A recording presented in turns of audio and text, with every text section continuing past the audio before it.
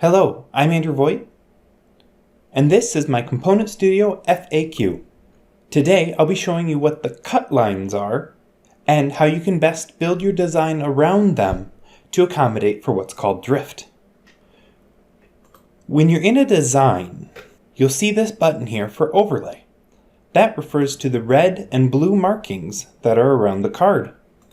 When you click it, it disappears. Its purpose is to show you what the cut lines are going to be for when your card is printed. The red line shows where the machine will attempt to cut your cards. The blue line is a safety marker.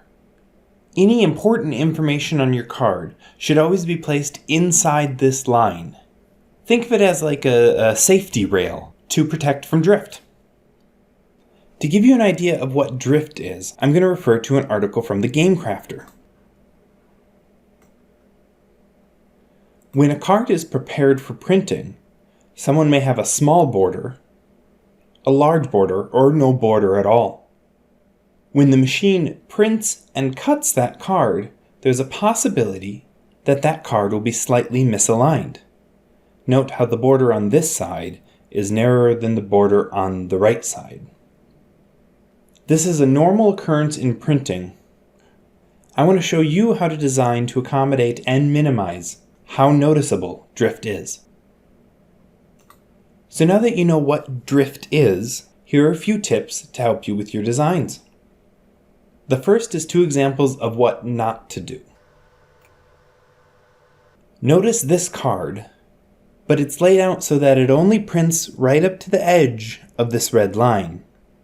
Now what's likely to happen if drift occurs is there will be a narrow sliver of white on one side of this card that will be very visible.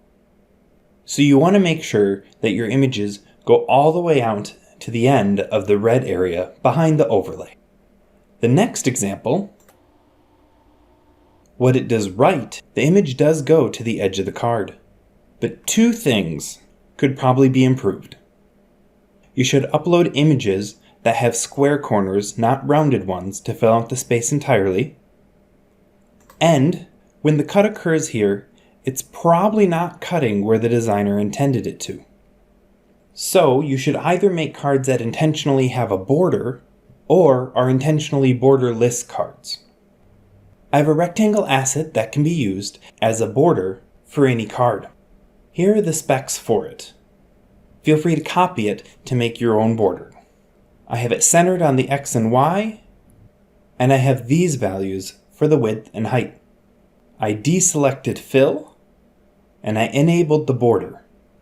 I set the border width to 100, and I enabled round corners set to 20. With this set as your border, everything within it will be within the safe printing zone. The other option you could do is to do a borderless card. Here I have an image that intentionally spans the entire card, but if it's misaligned slightly, no player will ever be able to notice. This is oftentimes recommended for the backs of your cards. You can still put a title in the middle, but any drift will be unnoticeable. Now I want to give you a couple formulas to help make sure that your images are automatically within the safe printing zone. This one is set to appear on the left border. There are 75 pixels between the edge of the card and the beginning of the safe zone. So I set my X position to 75. That way my image will appear within the safe zone. On the right hand side, we're going to do something a little more tricky. We're going to tell Component.Studio take the width of the card, subtract the width of the image, and subtract an additional 75 pixels. Note that if you want to move it further in the card, you increase the number. For the top, in the Y position, we're going to place 75. Again, we have 75 pixels from the edge of the card to the safe zone. And on the bottom, like the right, we'll use a formula to place the image. Take the card height minus the image's height minus an additional 75. So use a combination of the border I showed you and these formulas to make it easy to keep everything within the border of the safe zone.